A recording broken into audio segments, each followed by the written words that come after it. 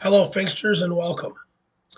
In this video for part two of our series, Forex Trading Bots and Python, I'm going to cover how to start building a trading strategy for your robot with data analysis in Python, and then go to the charts for a basic lesson on brokers, platforms, indicators, candlestick charts, and so forth, and talk a little bit about Python interacting with your platform. We're going to cover a lot, so let's dig right in. If you're brand new to Python, you've had a couple of weeks since we started to begin learning the basics of Python. If you've already downloaded Python to your machine, you've probably been using the idle IDE, and that's great for beginners. I still use it for quick tests, and it's a killer calculator. In the first lesson, I talked about Anaconda and how valuable it is for data science. So we're going to dive a little deeper into that today. You can just search get Anaconda, and it's pretty simple to install. Once you have it, the Anaconda Navigator is available, and as you can see, that's what I'm showing you here. This is the Anaconda Navigator homepage, as you can see, with a whole bunch of tools here that are very helpful. We're going to use Jupyter Notebook again today. And so let's look around here a little bit. Let's go to environments. This is absolutely amazing. If you scroll down here, you can see everything that is available. Here's beautiful Soup 4. What else do we have? Let's look. See what we're going to do. As you can see, there's just a ton. There's a JSON, Jupyter, Matplotlib, which we're going to talk about today. There's just a ton of stuff included with Anaconda. And so when you're in your Jupyter Notebook, you don't have to install those things. They're just already there available for you. So really consider it Anaconda. We've got a learning section here, all of this tutorial about all of these different tools. So let's go back to the home. And for this project, we want to just simply, we're going to launch a Jupyter Notebook. Now I've already done that. So let's put this down. I'm not going to hit that button. And this, what will pop up first will be something similar to this. Let's go back one. Okay. All right. There's our notebook for today. Let's run our first cell that's Markdown here with our title. We've talked about that before. And then in our second cell, we'll import our libraries. We have import pandas as PD, NumPy as NP, and matplotlib.pyplot as PLT. What we're doing here is we're assigning aliases to our libraries. So in the future, when we go to use them, our code is cleaner and less typing, and it's just a normal protocol for Python. So we'll run that, and we get a nice little number here, and we know that's completed. Okay, our next is Markdown again, and we've talked about Python dictionaries in both the first and second article, and so I'm going to take a few minutes to go over our dictionaries and break it down a little bit. So, sample Python dictionary. We're going to give it a variable name. We'll call it dictionary. Assign it to our information, okay, which are a dictionary in Python is composed of key value pairs. When I first looked at a dictionary, I thought, what in the world, right? But it's really not very complicated. We set a key, and then we attach a value or values to that key. So our first key, well, let's start with this. Just open with a curly bracket. That's a little different. Right? Then our first key, in quotations, followed by a semicolon, is name. Then we make a list, square bracket. We've got 3 names here in quotations. We close the list and follow it by a comma. Our next key, age, Same number of ages as names, 3 ages. What else we might want to know about a person? Birthday, are they male or female? What their salary is, and then we close it all out with another curly bracket. Okay, and all of our lists are separated with commas. It's a pretty simple layout, really. So let's run that. Okay, nothing happens. We've just created our dictionary. Now I'm going to put a keyword employees. Let's say we have a small company with 20 employees. And we have, 20 names and 20 birthdays and all that. And so we assign that now. Here's where pandas comes in. pd.dataframe. Notice that the data and frame are capitalized. And then we pass it our dictionary keyword. Okay. And let's run that. All right. Now, what I've done here, I've got print employees. So let's run that. And we can see that Pandas automatically creates this organized, nice little table here for us. All right. Now, another thing with Jupyter I'm going to show you here is we don't even have to use the print function. We can just simply call employees and we get the same output. Okay. Once again, much cleaner. Let's do one more that will help solidify our understanding of Python dictionaries. And this one can apply to our trading as well. So let's go here. We're going to name it trade history. Curly bracket to let Python know that this is a dictionary. Our first key, pair, followed by the colon. And then 4 pairs, Euro USD, Great British Pound Japanese Yen, New Zealand Dollar Japanese Yen, Great British Pound USD. And I put some notes here for the nicknames. You're going to hear a lot of different nicknames about specific currencies and currency pairs. For instance, the New Zealand dollar is known as the Kiwi. Great British Pound US dollar we call the pig dog. So if you heard someone saying I was trading the Kiwi dog, they may be talking about the New Zealand dollar against the US dollar. Anyway, that's something you'll pick up on. So our next key is trade, and the result, the trade that we took, buy, sell, buy, and then the result, the profit in dollars here, closing curly bracket. Let's run that. There we go.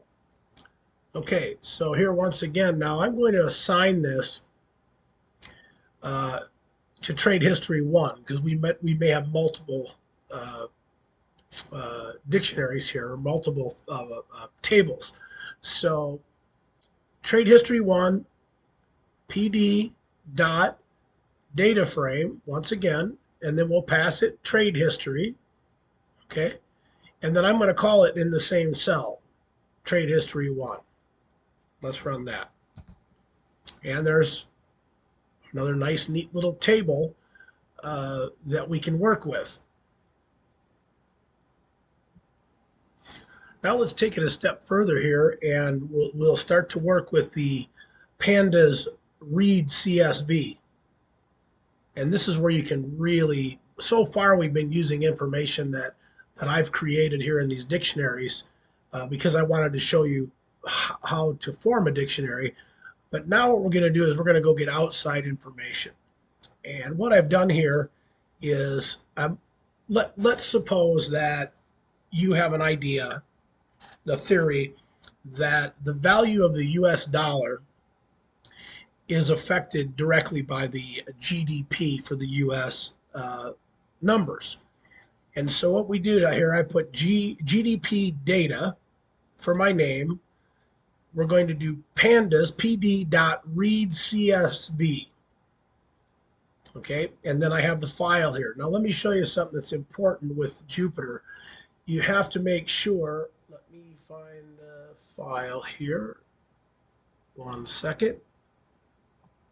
That I'm working with, and there it is. Okay, Forex Part 2. Okay, go to the file.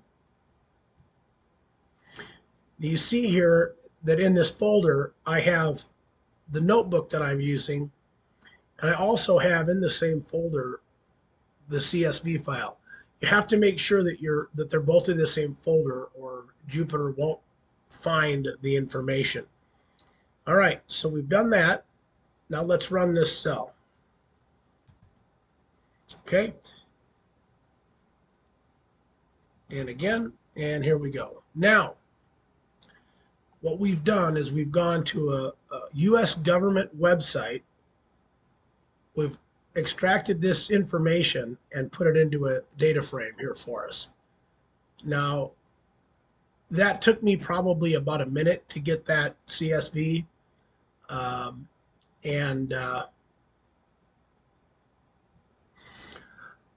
I hope you can see how powerful that is. There's so much information out there that you can get all this macroeconomic data at your fingertips. Okay, now this is a little messy. We've got some stuff here that we're not interested in, and Pandas has put an index down the side, which I like to keep for this particular case, and I'll show you why. Our theory is that GDP affects the value of the US dollar.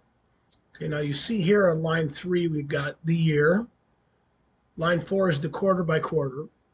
And then on line 5, the GDP. That's what we're interested in. We don't really need, all this other information here, although there is some really good information here. You've got PCE, durable goods. Let's see what else we've got here. Exports, goods and services, imports, goods and services. I mean, there's all kinds of good stuff here that you could use, but we're interested in GDP. So let's go down. And so I'm going to do real GDP using the GDP data that I just created. And now this .iloc, or index location, to get just the rows that we want to get. Okay, this is the same as slicing a Python list, which is interesting. You think back when you're learning how to slice a Python list and you think, well, no big deal. What the heck am I going to do with this? Well, you learned how this is going to work. And if you remember your Python list slicing, we've got 3 up to 6. We want 3, 4, and 5. Why not 3 and 5? Well, in our slicing, if you remember, the 3 is included and the 6 is excluded. So we want to get 3, 4, 5. We go to 6 here. Okay, let's run this and then print it. Okay, now look, we've taken all that and cleaned it up, and all we have is the years, quarters, and the numbers. Okay, pretty cool. Not too bad. All right, now what I've done here is I just created a couple of lists here. The GDP number here in a list, and then the DXY, the Dixie. The Dixie is a dollar index. It's a basket of currencies against the US dollar, heavily weighted towards the euro. So, and I've taken those numbers. I grabbed those manually, just took a second, for that same time period. The reason I've done that is because what we're going to do next here is we're going to actually do some visualization of this data that we've grabbed here, and use matplotlib, and we'll get into how that all works. First, in our cell, we're going to put PLT, remember that from our aliases, .plot, and then we're going to pass it the list of numbers, gdp.number, and then I have commented out these other parts here because I want to do them one at a time and walk you through them to show what they add. So we're going to go down here to plt.show, and then we'll run this cell. Okay, Now, see what we have here. Okay, so here you have these numbers plotted on a visual. Okay, starting at negative 5.1, about here. We drop down negative 31.2 up to 33.8 and so forth. Okay, so it's plotting visually these numbers that we got from this table. Okay, pretty amazing. All right, let's try it again. Let's go here and we'll uncomment the Dixie, which is the numbers from the dollar index. And then all we have to do is let's just run that again. Okay, so now you see this other line up here. Doesn't look like a real dramatic correlation, but I'm doing this for demonstration purposes. You know, we're not going to say this is some valid trading strategy. Okay, but you can see what we've got here so far. Now let's make this a little more readable. And we'll add a legend, an X label, and a Y label. And then we just simply have to run it again. Okay, so now GDP quarter over quarter, dollar index, GDP, USD, okay, not too bad. And we will get into Seaborn in the future, which is going to be much more interesting charts, but that's for another lesson. Even though we're not going to use NumPy in our work with this data today, since I imported it with the other ones, I wanted to talk just a little bit about it. NumPy is numerical Python, and if you're working with data or machine learning, NumPy is very important. If you're going to be crunching numbers, it's faster than Python lists and loops. It has a ton of built-in functions.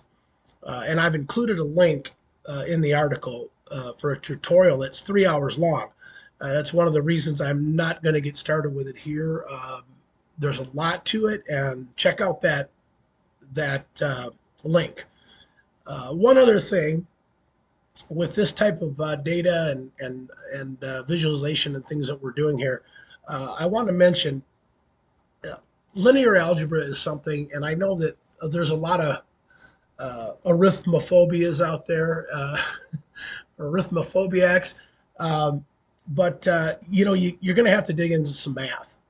And one of the really enjoyable things for me was always linear algebra.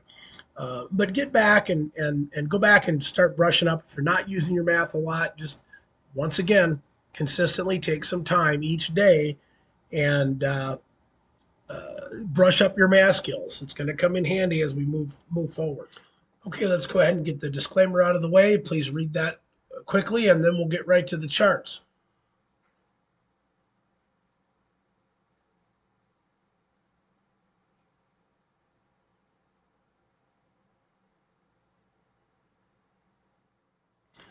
All right, before we get into our technical analysis portion of this lesson, I want to give you a little side note. If you're subscribed to the Finxter email list, Chris did a little piece around June 8th about economic recession. And it really has a lot of relevance to this whole lesson that we're doing here. And I really highly recommend that you go check it out and read it. And if you already have, read it again. It's very good. So with that said, what I've done here is I've talked about finding a broker that you can work with.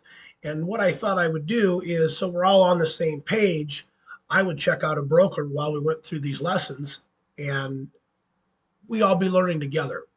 So this particular broker is Forex.com. It's a U.S. broker. You're going to have to, I know there are Finxters all over the world, so you're going to have to look into and research your brokers in your country and the regulations and so forth. But you know, I really can't help you with that. So if you're in the U.S., this may be an option. If not, it'll give you an idea of what to look for in a broker. Our job as traders is pretty simple. We have to gather all the information we can get and predict the future. And a lot of people will say, oh, no one has a crystal ball and they can't predict the future. But I actually disagree with that. And I'm going to give you a little analogy here to prove it. Let's go back a couple hundred years to a hunter. And this hunter wants to get food for his family. And so he has a bow and arrow and he decides there's wildlife out in the wilderness. I'll go out and I'll get some food. And he realizes that just by wandering out there and trying to kill something, he's not going to be very successful. So he creates a plan and he goes out and he gathers the information and he's got a pretty good plan. And so then he's going to take that strategy and apply some tactics.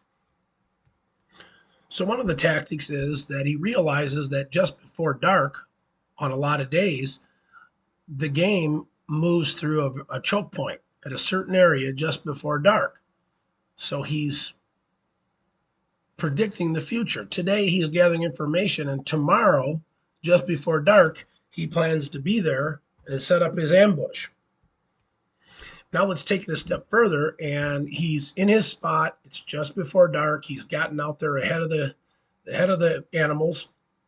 He's got his bow and arrow, and he realizes that this prey of his is not just moseying along, it's kind of running. And in a very short period of time, he realizes I can't shoot my arrow where it's at now. And based on the distance, he picks a spot in the future. He shoots the arrow there to lead the prey. So I believe that the human mind does have the ability to gather information and make pretty valid predictions of the future. In our case, our prey is going to be price. We're going to try to predict the behavior of the price, where it's going to be, and how it's going to act when it reaches that point in the future. So let's go over to our chart here and start to look around together on this platform. This is the TradingView platform. I opened a demo account. You can see I've got 50,000 virtual dollars in there. And nothing has changed here because obviously we haven't developed any type of a strategy or plan or anything. So I haven't made any trades. This particular chart here is the Euro USD. It's in line with quite a few other popular pairs. This is gold. We've got USD yen, USD Swiss franc, USD Canadian, New Zealand dollar USD, pound USD, pound yen, our Euro USD here, Euro yen, and Australian dollar USD. Okay.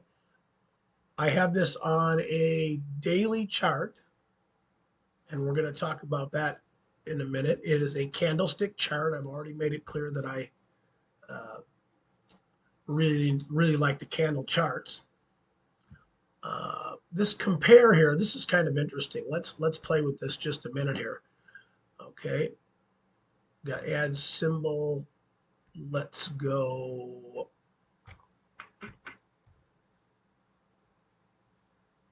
Okay. Let's put gold and overlay. Now this is handy here. We see our Euro USD price action here on the daily chart, and then we've got gold overlaid with it, and that's kind of a really interesting look. If we were going to see if gold has any correlation with the Euro USD, and it's interesting because it looks like at times there's a negative correlation and a positive correlation. Here we're negative, and then sideways, and then here it's a positive, down and down. And then here it's a bit negative, gold way up and this down, and then together, and then negative, but then here gets positive and is almost identical. So that's really pretty interesting. So anyway, what we can do here, we'll get rid of that. Let's see here. And then let's see, right click and remove. Okay, so that takes gold off there for us. But anyway, that's a handy little thing. When we were looking at our GDP and the Dixie, that would come in pretty handy to be able to overlay them like that. Really see the effect that one has on the other, if there is one. So then let's move over here. Next is indicators, and let's see what they've got here. All right, quite a list. Let's see.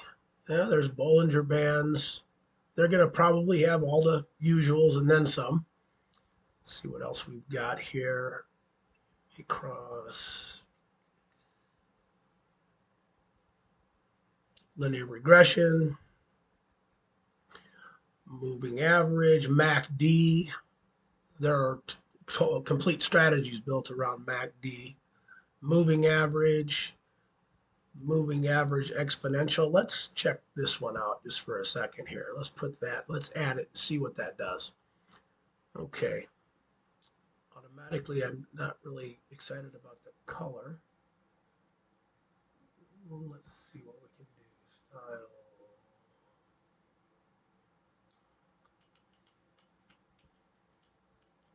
Okay, that gives us a color. Let's go with, I'm not seeing any of my favorites here. Let's try this. No. Try more of an aqua.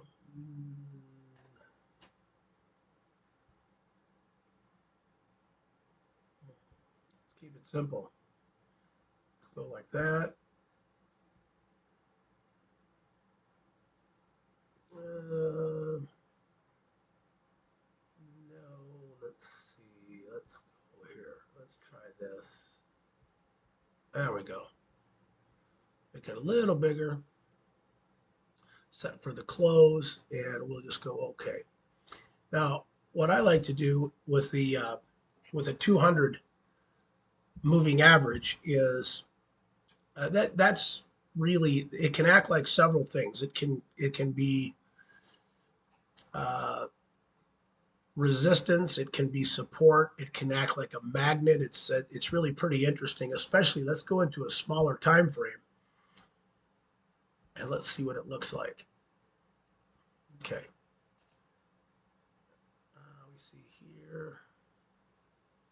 Okay. Now the first thing we notice about, let's go back to our daily just for a minute. I want to stay zoomed out to begin with. We know we're going to take the general's view, the 30,000-foot view of whatever chart we're analyzing to begin with. So we're going to stay out there a little bit. Let's zoom in just a little bit.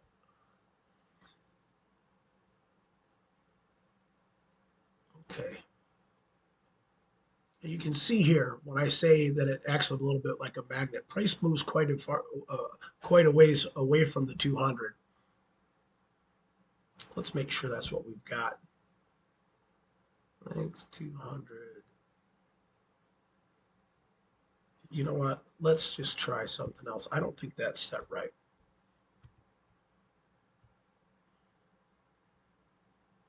See if we can do this. Now let's try it. There we go. There we go. Okay. Like I said, we're all learning this together, so bear with me here. That's a little more like what I was looking at. Now let's go to really zoom out. Let's go to a monthly. Yeah, that's not going to work. Let's try our weekly. There we go. There we go. So now we can see here that price is pulling away and then goes through. This is not, if I was looking at this, I would not think that 200 is going to be useful for me. So what we'll do is we'll just go over here, close that, right click, remove, okay, and then we go on. If one of these indicators, and you saw that there's there's a huge list of these indicators here. I'm going to buzz through a little bit more. We'll go back. Um, I mean, there's just a ton. The relative strength, RSI, relative strength index, um, stochastic. Okay, so yeah, there's fractals.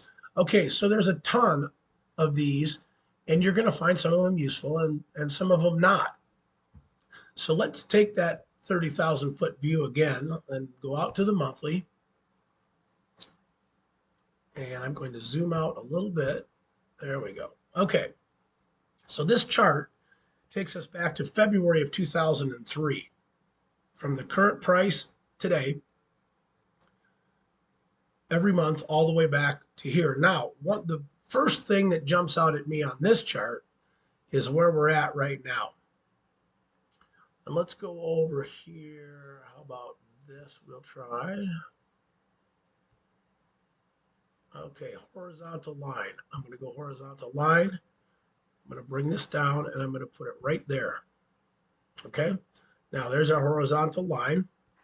And the reason I'm doing that is that's obviously a significant area. I mean, it's our, far as we can go back low here, price has bounced around it and it's provided support here. Not so much here, didn't make it there. And then where we're at now, it's done that. So that's really a key level. And I can see some others here. This area here. Let's do another one. And I'll show you why I'm doing it this way. Let's just go there. Okay, now, as we start to zoom back in, let's go to our daily again. Because on our daily, I mean, the first thing that jumps out for you on the daily is, since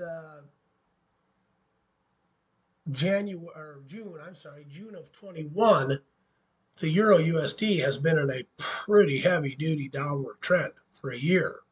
Okay. But if I'm looking at that, you would go, okay, great. I'm gonna come in and find me a place in here where I could find a sell. It's a downtrend, no big deal. I'll just we'll sell it.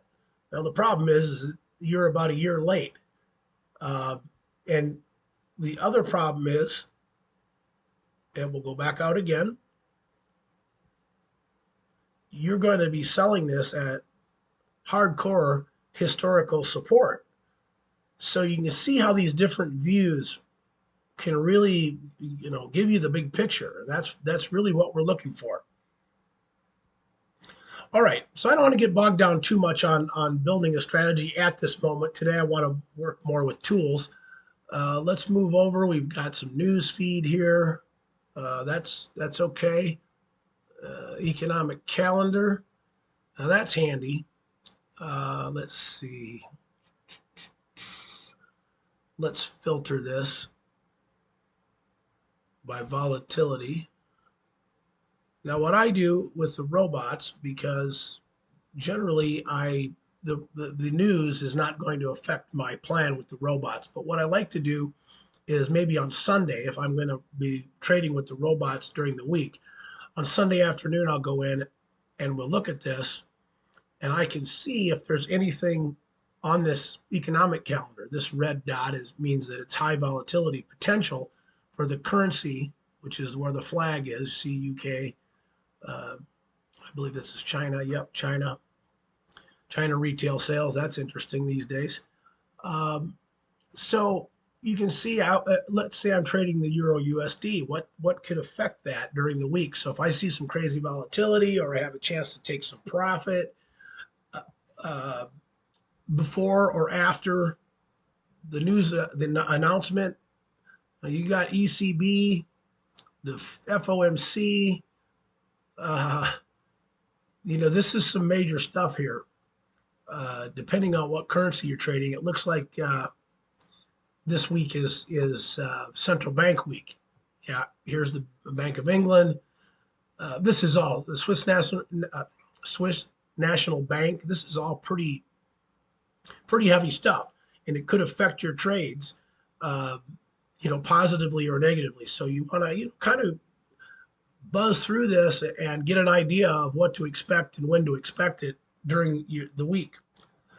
To wrap up this section on our technicals here, we've figured out that you can get on a demo, find a broker. They're going to give you a demo account. Any decent broker is going to have that option, and you've got nothing stopping you. You can get in here, and even if you wanted to, make test a couple of trades, you can do that.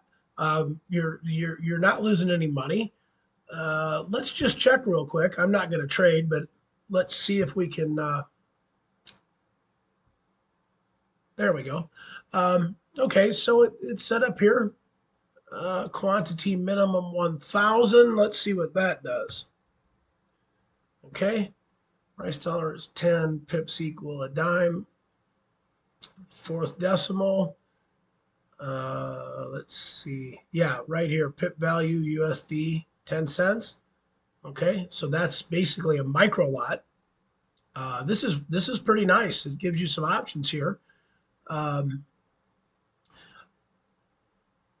Stop loss, limit. Yeah, this is pretty good. So that's something else you can look into, and with virtual money, if you want to play around, feel free. The bottom line is that you need to open a demo and start getting familiar with whatever platform.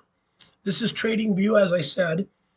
The most popular platform out there is MT4, and you're probably going to come across that.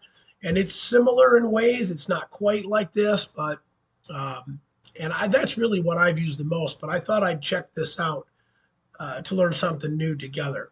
So I'm going to wrap up this technical part of the lesson, and we'll do a little bit of a summary on the entire lesson. To sum up the entire lesson, we did fundamentals early on and how they can affect our strategy and tactics, and then the second half here with technicals. Two things you should take away. One is you have all the access to an infinite amount of data that you need to collect and organize and analyze it and build a plan. And then as well, think how useful it could be if you have this type of knowledge. Now, we're in this a couple of weeks for you if you're brand new. If you're not, you're further along, that's great. But think about how this information can give you opportunities to work and help people that don't have this information. They may need some analysis like this done for whatever they're working on. And you can dig in there. You've got all this. I mean, every day that you put in, improving in these areas is just going to be consistent work and make you more valuable to the marketplace moving into the future. So I'm going to wrap this up. I don't want to go too long, and I will see you in part 3.